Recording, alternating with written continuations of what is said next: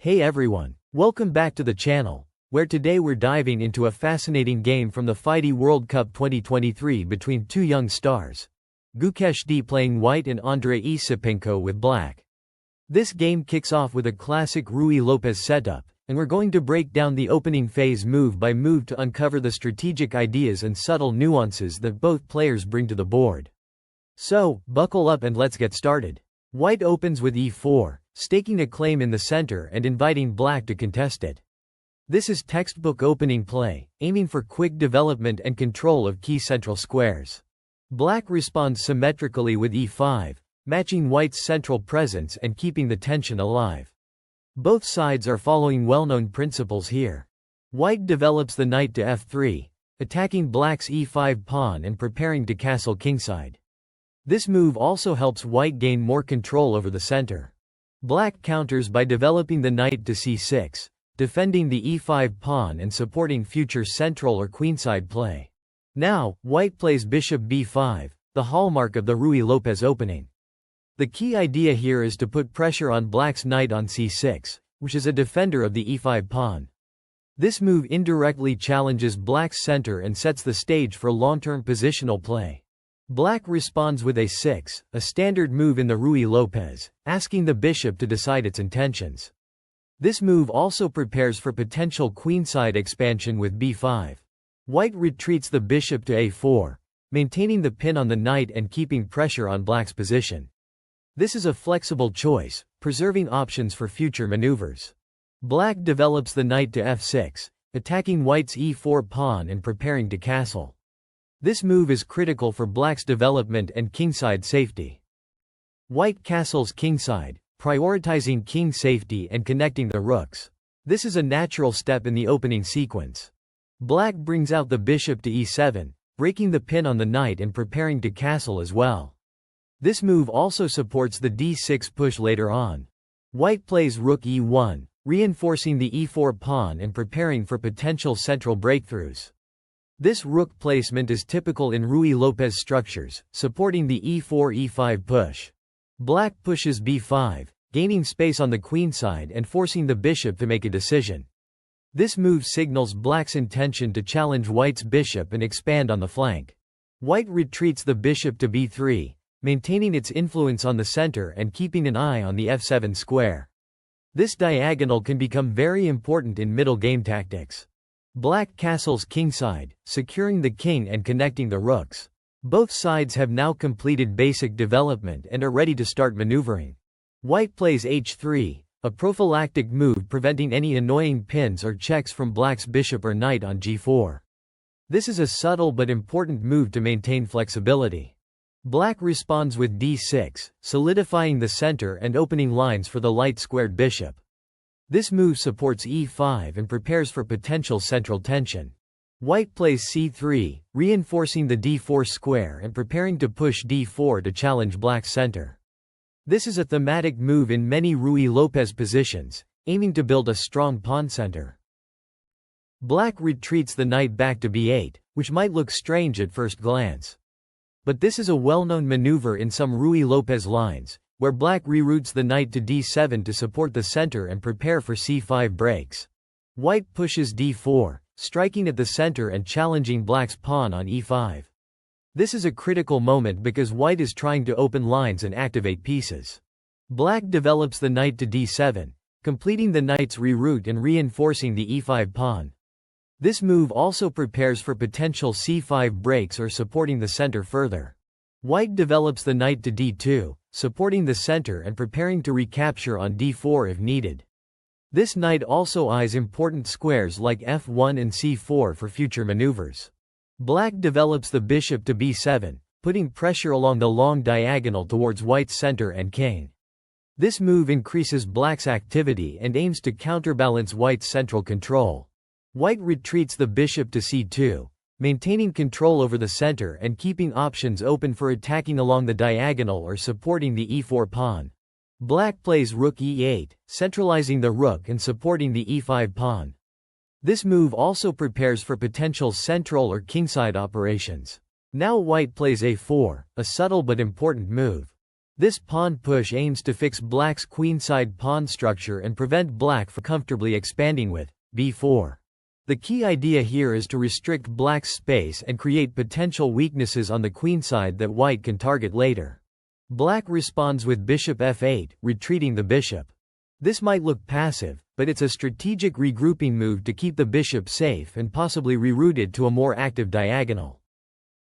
White plays b3, reinforcing the a4 pawn and preparing to develop the bishop to b2, where it will exert pressure on the long diagonal.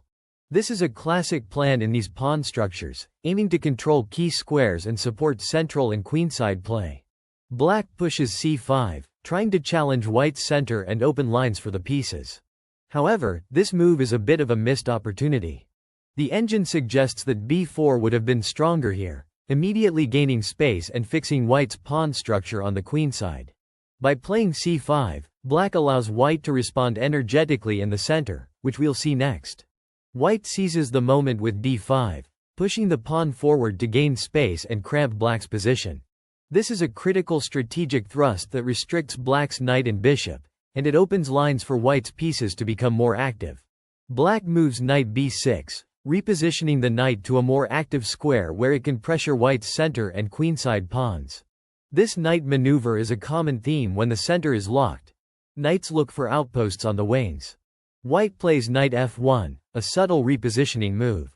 The knight is preparing to reroute to g3 or e3, squares from which it can support kingside attacks or central control.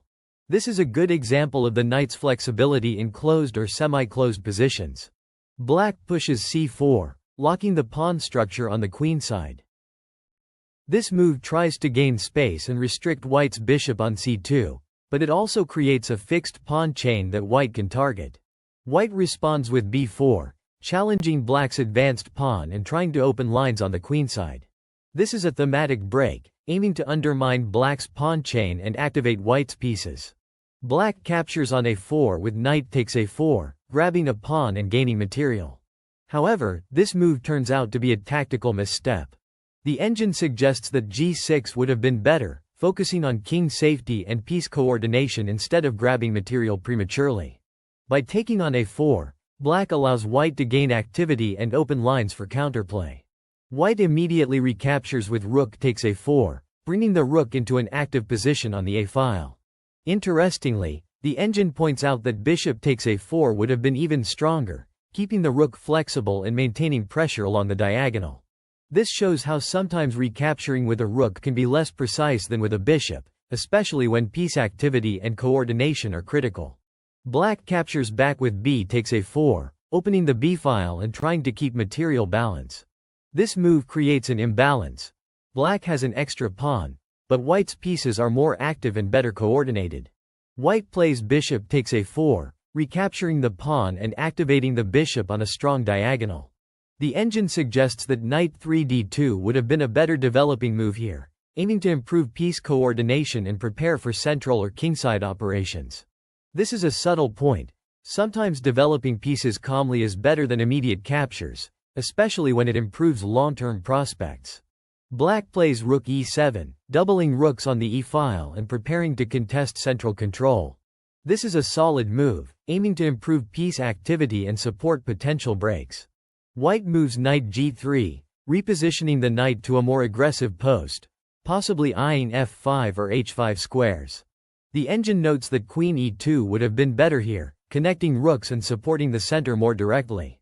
This highlights how piece coordination and connecting rooks are often key priorities in the middle game.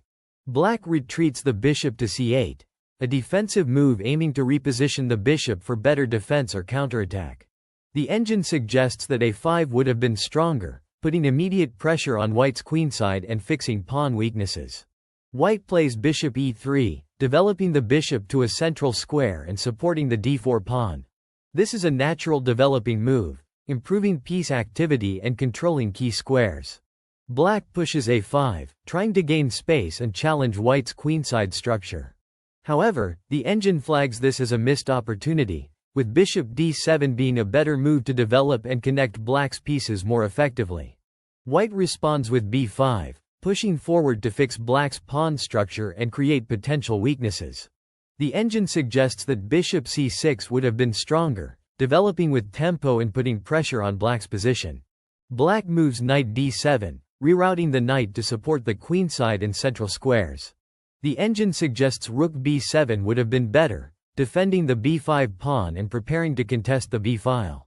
White plays knight f5, an aggressive knight move aiming to invade black's position and create threats around the king.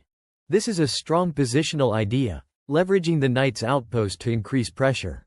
Black responds with rook e8, centralizing the rook and preparing to contest the e-file. This is a logical defensive move, trying to keep the position solid.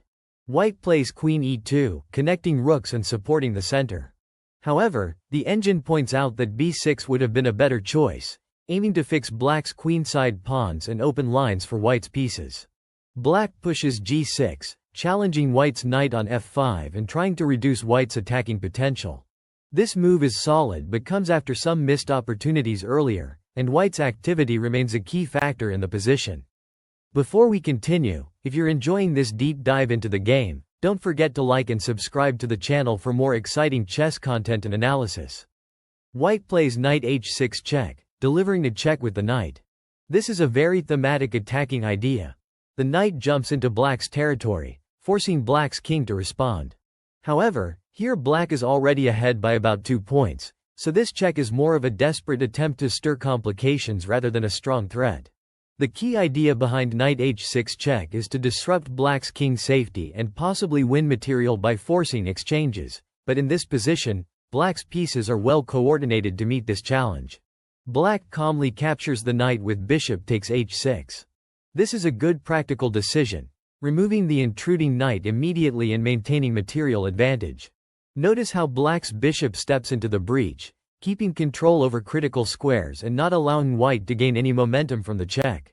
White recaptures with bishop takes h6. This is forced, but it slightly improves white's bishop activity by placing it on an open diagonal. Still, black's advantage remains significant here, as black's rook and knight coordination outweigh white's bishop presence. Black plays knight c5, moving the knight from d7 to c5. This knight move aims to centralize and apply pressure on white's queen and pawns. However, the engine suggests knight b6 would have been stronger here. Why? Because knight b6 would have targeted the b5 pawn more directly and helped black solidify control over the queenside. Knight c5 is still a reasonable developing move, but it misses a chance to increase pressure immediately. The takeaway here is that knights placed on strong outposts can be very powerful, and choosing the right square can make a big difference in maintaining or increasing an advantage. White captures on c4 with queen takes c4. This is a natural move, grabbing a pawn and trying to activate the queen. The position remains complex, but black still holds the edge due to better piece coordination and material balance. Black develops the bishop to d7. This move connects black's rooks and prepares to contest open files. It's a standard, solid developing move that keeps black's advantage intact. White plays knight takes e5, capturing a pawn in the center. This is a critical moment. The engine shows a big evaluation drop here, about 3 points in black's favor. Why is this move problematic? Because it opens lines for black's rook and knight to become very active, and white's knight becomes a target rather than a threat. The better alternative would have been bishop e3, reinforcing the center and preparing to improve piece coordination without allowing black easy counterplay. This teaches us the importance of evaluating the consequences of captures in the center. Sometimes grabbing material can backfire if it opens lines for your opponent's pieces. Black immediately responds with rook takes e5, capturing the knight. This is a strong, forcing move that increases black's material advantage and activates the rook on an open file. Black's pieces become very active, and white's position starts to crumble under pressure. White plays queen d4, moving the queen to d4. This move tries to centralize the queen and create counterplay. However, it's a missed opportunity. The engine suggests bishop c2 would have been better, protecting key squares and supporting the bishop's activity. The lesson here is that piece placement should always consider both defense and potential threats. Black pushes f6, solidifying control over the e5 square and preparing to push further. This move is good, but the engine points out that queen h4 would have been stronger, activating the queen aggressively and threatening white's king position. This shows how sometimes direct piece activity can be more effective than pawn moves in maintaining pressure. White pushes f4, trying to challenge black's rook and gain space. However, this is another missed chance. Bishop c2 would have been better, aiming to improve piece coordination and defend critical squares. This position teaches us that pawn pushes should be timed carefully, especially when your pieces are under pressure. Black moves rook h5, placing the rook on the h-file. This is a logical move, aiming to create threats against white's kingside and target weak pawns. White pushes e5, trying to open lines and create counterplay. This is an ambitious attempt, but given black's strong position, it's risky. Black captures with f takes e5, taking the pawn and opening the f-file for the rook. This strengthens black's control over the center and increases attacking chances. White recaptures with f takes e5. This keeps the position open but also exposes white's king to potential threats. Black captures the bishop on h6 with rook takes h6. This is a decisive material gain. Black now has a significant advantage in material and activity. White pushes e6, advancing the passed pawn. This is a natural attempt to create counterplay, but black's advantage remains overwhelming. Black moves rook h4, placing the rook aggressively on the fourth rank.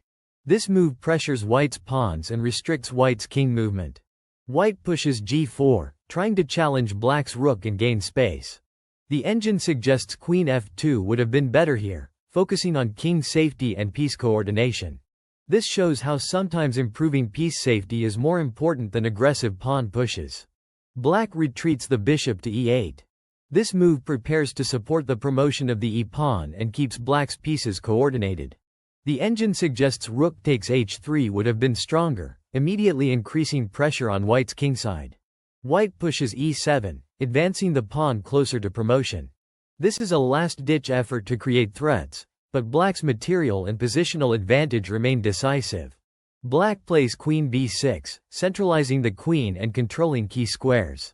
The engine suggests queen d7 would have been better, directly supporting the promotion square and restricting white's king. White moves rook f1, trying to support the e7 pawn and prepare for promotion. The engine suggests king h2 would have been better, improving king safety and avoiding potential checks. Black plays bishop f7, reinforcing control over the promotion square and cutting off white's rook. This consolidates black's winning advantage and prepares to convert the material lead into a full point. White plays queen f2, moving the queen to f2. Now, this is a critical moment. The engine shows a huge swing here, about 6 points in black's favor. Why? Because this move misses a forced mate in 0 moves for white. The key idea here is that white's king safety and immediate threats are paramount, and king h2 would have been a better move to avoid immediate tactical disaster. By playing queen f2, white allows black to seize the initiative with devastating force. This position teaches us that in the endgame, sometimes the best move is the one that keeps your king safe and avoids tactical shots, not necessarily grabbing material or activating your queen. Black responds with rook takes h3, capturing the pawn on h3. This move is a crushing blow, increasing black's advantage to a forced mate in 3. Black's rook invades deep into white's position, threatening immediate mating nets. The engine suggests that knight takes a4 would have been a better alternative for black here, grabbing a pawn and maintaining pressure without rushing into the rook capture. But rook takes h3 is even stronger tactically because it opens lines for black's pieces to deliver mate quickly. The takeaway is that sometimes grabbing pawns is less important than activating your pieces for a direct attack. White tries queen takes f7 check, capturing the bishop with check. This is a desperate attempt to slow down black's attack, but it only delays the inevitable mate by a move or two. Notice how white's queen sacrifice doesn't change the outcome. Black's king finds shelter on h8, and the mating net tightens. The evaluation drops from mate in 3 to mate in 2, showing white's limited options here. This position teaches us the importance of recognizing when a position is lost and looking for the best defensive resources instead of forcing moves that don't change the outcome. Black calmly moves king h8, sidestepping the check. This is a textbook example of king safety in the endgame, stepping out of checks and preparing to finish the game. Even though black is ahead by material, The key here is precise calculation to avoid any stalemate or perpetual check traps. White plays queen f8 check, checking the black king again. This move is forced, but it only delays mate by one move. Black's response is forced because the king has nowhere safe to go, and white's queen is about to be captured. This position highlights the importance of timing in checks. Sometimes checks are just delaying tactics rather than real threats. Black captures the queen with rook takes f8. This is a huge material gain. Black now has a queen, rook, and knight versus white's bishop and pawns. But here's the twist. Despite the material advantage, black is still facing an immediate mate threat. This is a classic example of how material advantage can be irrelevant if your king is exposed to mating threats. The lesson is that king safety trumps material, especially in the endgame. White promotes with e takes f8 equals q hash, delivering checkmate. This final move is the ultimate demonstration of the power of passed pawns and promotion in the endgame. Despite black's material superiority moments before, white's precise calculation and promotion lead to a beautiful checkmate. The key takeaway here is never to underestimate the power of passed pawns and the importance of calculating forced mates accurately. Alright, chess lovers, this endgame phase teaches us some invaluable lessons. Always prioritize king safety. Calculate forced mates carefully, and remember that material advantage means nothing if your king is vulnerable. Thanks for sticking with me through this thrilling finish. Keep practicing those endgame tactics and stay sharp. Until next time, keep your kings safe and your tactics sharp.